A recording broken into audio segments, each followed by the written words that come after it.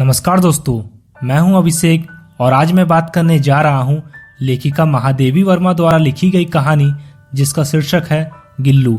इस कहानी में लेखिका महादेवी वर्मा ने एक छोटे से जीव गिलहरी के जीवन के बारे में दर्शाया है। तो चलिए दोस्तों, शुरू से इस कहानी को समझने की कोशिश करते हैं। एक दिन लेखिका की नजर बरामदे में गिलहरी के एक छोटे से बच्चे पर पड़ी जो कि शायद घोंसले से गिर गया होगा, जिसे दो कौवे मिलकर अपना शिकार बनाने की तैयारी में थे। लेखिका उस गिलहरी के बच्चे को उठाकर अपने कमरे में ले गई और घायल गिलहरी के बच्चे का मरहम पट्टी किया। कई घंटे के इलाज के बाद उसके मुंह में एक बूंद पानी टपकाया गया और फिर वह तीसरे दिन इतना अच्छा हो गया कि लेखिका की उंगली को अपने पंजों से पकड़ने लगा। 3-4 महीने में उसके झप्पेदार पूंछ और चमकती आंखें सभी को आश्चर्य में डालने लगी। लेखिका ने उसका नाम गिल्लू रखा। लेखिका ने फूल रखने की एक टोकरी में रुई बिछा दिया और टोकरी को एक तार से खिड़की पर लटका दिया, जो कि 2 साल तक गिल्लू का घर था। लेखिका का ध्यान आकर्षित करने के लिए गिल्लू काफी तेजी से पर्दे पर चढ़ जाता था और फिर उसी तेजी से नीचे उतर जाता था। गिल्लू तब तक दौड़ता रहता था जब तक कि लेखिका उसे पकड़ने के लिए उठती नहीं थी। वह अपनी चमकीली आंखों से लेखिका के कामकाज को भी देखा करता था। भूख लगने पर वह लेखिका के सामने चिक चिक की आवाज करके सूचना देता था। जब गिल्लू के जीवन में पहला बसंत आया तो अन्य गिलहरियां खिड़की के जाली के पास आकर चिक चिक की आवाज करने लगी और फिर गिल्लू भी जाली के पास जाकर बैठ गया।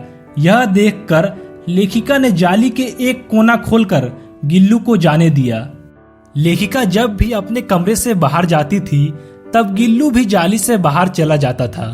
गिल्लू दिन भर अन्य गिलहरियों के साथ उछलता कूदता और शाम होते ही वह अपने झूले में वापस आ जाता था।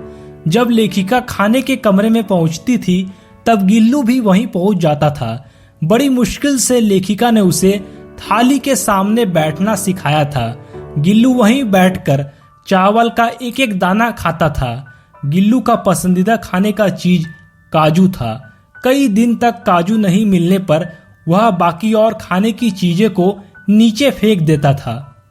एक दिन लेखिका मोटर दुर्घटना में घायल हो गई, जिस कारण उन्हें कुछ दिनों तक अस्पताल में रुकना पड़ा। लेखिका के घर लौटने पर गिल्लू अपने नन्हे पंजों से लेखिका के सिर और बालों को धीरे धीरे सहलाता था और एक सेविका की तरह भूमिका निभाता था।